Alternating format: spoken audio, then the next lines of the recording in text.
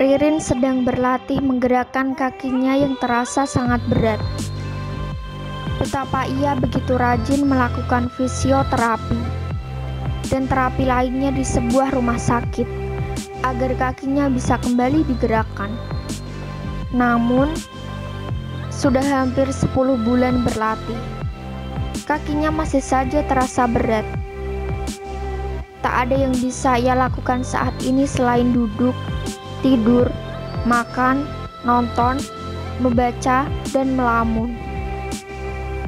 Kasihan dengan Dire, bayi berumur 10 bulan itu yang perlu perhatian lebih dari dirinya. Tetapi, sekeras apapun ia mencoba, tetap saja kakinya tak bisa digerakkan. Jangankan untuk ke kamar mandi, untuk menggeser kakinya saja ia terkadang meminta suaminya. Bagaimana ia bisa melaksanakan kewajibannya sebagai istri jika menggeser tubuhnya saja tidak bisa? Melamunkan apa sayang? Tegur Arya yang baru saja keluar kamar mandi dengan tubuh segar dan harum. Shampoo serta sabun yang begitu menggoda indera penciuman. Suamiku tampan sekali kalau habis mandi, segar, pujinya sambil tersenyum lebar. Masa sih? Kini Arya berjalan ke arah sang istri, lalu mengecup keningnya penuh sayang. Ganteng mana kalau ininya dibuka juga? Arya membuka handuknya, bermaksud menggoda sang istri. Is, papa nih, apaan sih, malu, ujar Ririn sambil menutup kedua wajahnya dengan telapak tangan. Bukannya ini pose favorit mama? Bisik Arya lagi sambil melepas kedua tangan sang istri yang saat ini menutup wajahnya. Cup. Arya mengecup bibir sang istri begitu lembut, bahkan sangat lembut hingga Ririn terbuai dan tersulut nafsunya. Pa, nggak bisa. Lirih Ririn mencoba melepaskan diri dari suaminya. Berat ia membuang pandangan. Benar-benar ia tidak bisa memenuhi kebutuhan batin sang suami. Dengan tubuh, Arya masih mengukung Ririn di sandaran ranjang. Menatap wajah sang istri yang kini bercucuran air mata. Tuan, ini, jerit Laili ketika membuka pintu kamar majikannya yang tak tertutup rapat. Dan salahnya juga tidak mengetuk dahulu sebelum membuka pintu kamar itu. Laili lari tunggang langgang bagaikan melihat setan. Bahkan ia melemparkan celana santai kotak-kotak yang tadi diminta Arya untuk disetrika karena akan dipakai. Ia syok dengan pemandangan 17 tahun ke atas. Arya dan Ririn saling pandang. Wajah keduanya pucat saat Laili memergoki mereka dalam pose seperti ini. Papa tadi gak tutup pintu rapat ya?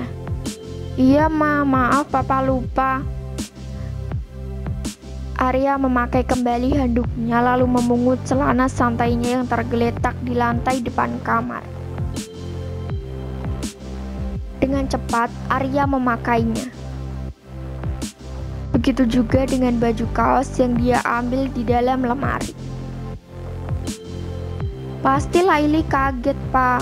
Papa nakal sih. Ririn terbahak.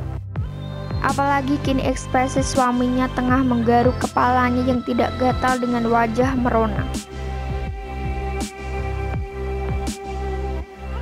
Laili lari terbirit-birit masuk ke kamarnya. Jantungnya, pemandangan yang seharusnya tidak boleh dilihat, kini ia lihat semuanya.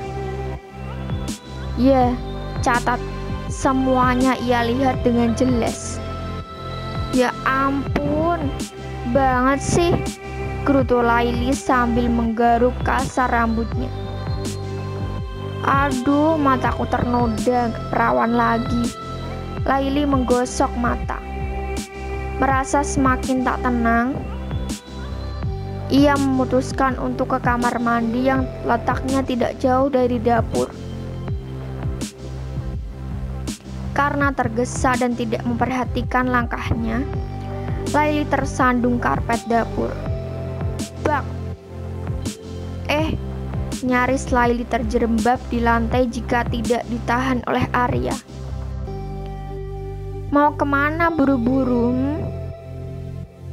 Tanya Arya sambil melepaskan pegangan tangannya pada Laili. Mau cuci muka, Tuan. Kenapa muka kamu? Itu tadi biar yang saya lihat di atas di. Hehehe, jadi kamu lihat semua? Iya. Kapan kamu selesai ujian nasional? 2 hari lagi, Tuan. Kalau begitu, pekan depan kita menikah.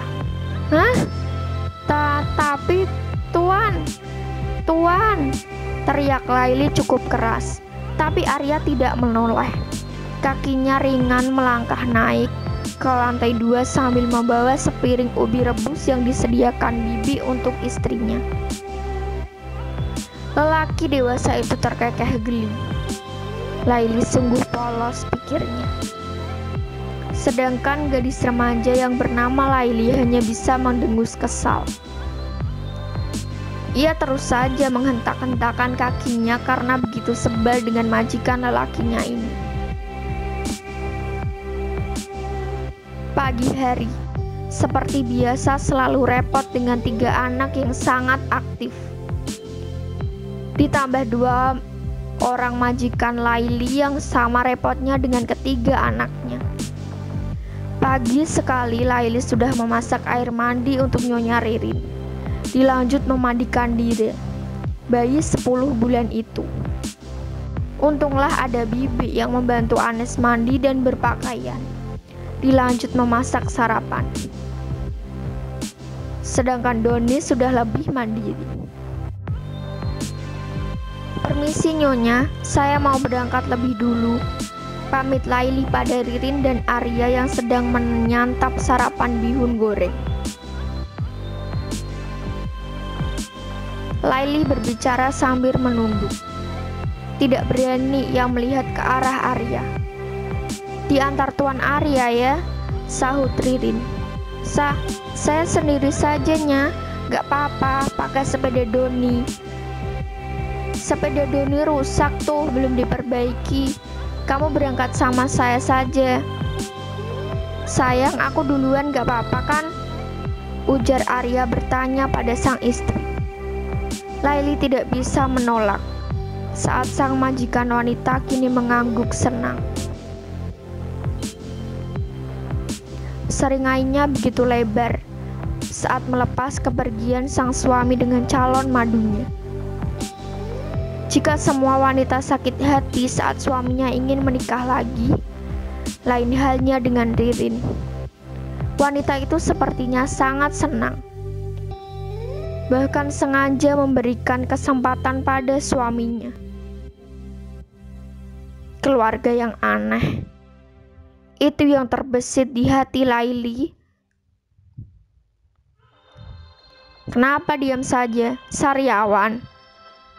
Enggak kok Tuan, masih memikirkan yang semalam itu. Udah jangan dipikirin, minggu depan juga pasti lihat. Laili tersedak ludahnya sendiri.